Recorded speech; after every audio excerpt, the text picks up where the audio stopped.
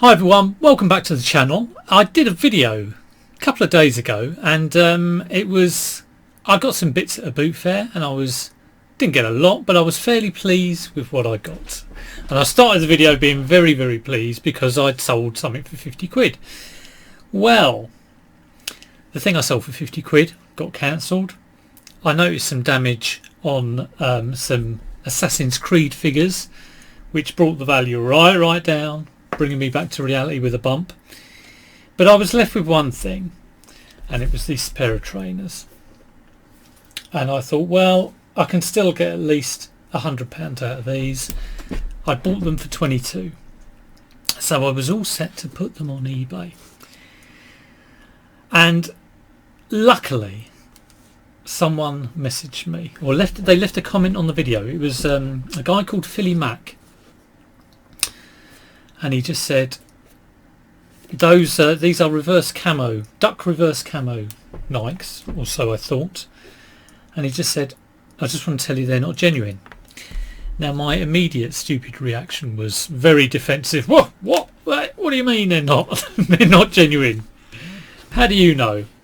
So I did a reply saying, how can you tell? And I thought, well, then I thought I will edit that and say, thank you. How can you tell?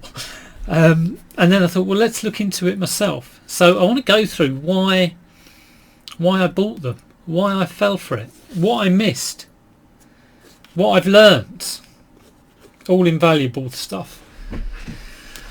So I went for them because they just looked very good. We're getting a bit of contrast on the thing here. It's looking a bit too white than it is. Let's bring this down. Okay, that's a little bit better. So there we go, that's what they look like. And what I look at on trainers, I looked at the stitching. I kind of said to myself, well, if the stitching is okay, I should be okay. And do you know what else fooled me? The guy who was selling them was just like a 40-year-old bloke with his son. And his son had some football boots there, so they just looked like normal folk. You know, it wasn't like a trader or anything, or looked like someone who was trying to push stuff. And the quality just looks excellent. It felt good. The bottom looked kind of good, or so I thought. I'll go into this a little bit more now. When I got that comment, I looked into it and certain things began to stand out to me, and I will go through them. There are some things I think I maybe should have picked up. There are some things I would never have picked up in a month of Sundays unless I knew the shoe. So let's start with the label, and it's the Nike label. Now, it's a little bit wonky donk, isn't it? Now I saw that straight away and I thought the E's a bit far away from the K, but I think it's the fact that it's wonky which should have alerted me. Number one. Number two is the label on the inner tongue. Now looking into it, Nike, they kind of stick them on, but they have this a white kind of more glued on bit. I'll try and find a picture of one and put it in, but it doesn't look like that. There is a white border to it, like a flatter border. So there's that. Should have picked that up.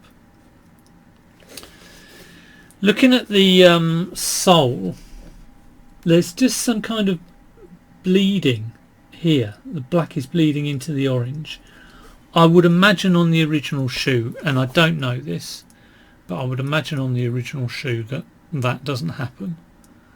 Could be wrong on that one. And again, looking at pictures of the original shoe, so there's no way I would have picked this up kind of just looking at it at a boot fair. This is all one that's going down to experience. The Air Max wasn't the same wording. Yeah, it wasn't the same spacing as an original shoe. And the cut here, when you look at this, on an original shoe it's actually lower, and there's sort of more of this layer of material in there. So there are some things that I have learnt. Some I should have known about the wonky label. I should have picked that up at the boot fair. I should have known about this, but the actual cut of the material and the spacing of the lettering, the bleeding of the colours, I didn't pick up on at all.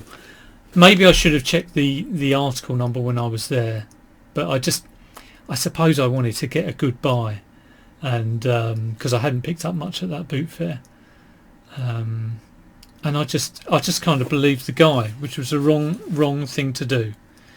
But I tell you what, I'm so glad that someone pointed it out to me, that Philly Mac pointed it out to me, because I was all set to put them on, and if they'd have gone on, I could have got a ding. So yeah, £22 spent. I was hoping I could wear them myself, but they're a little bit big. They're a size 11, but I think they would fit a size 10. If anybody wants to make an offer on them, let me know for a pair of fake Nikes. But I think more than likely they'll be going down the charity shop if I can do that. If that's not the done thing, perhaps they'll just be going in a clothes bank. So someone somewhere who needs shoes can have this. But obviously disappointing, but so relieved that I didn't put them on. If I'd have put them on and then it would have got spotted later, and I was thinking about doing them through authentication so they would have picked it up like that, it would have been a ding on my account. It would have been a lot of stress for me. Could have been negative feedback. So yeah, £22, but yeah, I can move on from £22 down, and hopefully go and get some genuines. It does obviously makes me think about buying shoes, but I don't buy a lot, and it just highlights me where I need to learn a little bit more, and mistakes are always made. I've only ever bought I think a pair of I'll tell you another thing. I asked him if he had the receipt, and he didn't have the receipt, and he didn't have the box. When I was there, I was thinking, you sure you want to go for it if he hasn't got the receipt and hasn't got the box? But I was duped by everything else that was going on. I think if I buy stuff like this in the future, I don't want to be spending big money on it. He wanted 30 for these, so I'm relieved I didn't go and splash out 30 quid on them. But yeah, obviously a little bit disappointing.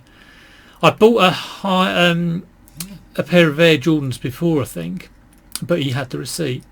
So I think I spent that was down at Rusper, but I spent 30 quid on them, but I sold them for 80. So yeah, you have to be very cautious. There are some unscrupulous people out there who will, sell you fakes, sell you broken stuff. It happens all the time. Perhaps if you think it's a bit of a risk, don't go, spending a lot of money on stuff. But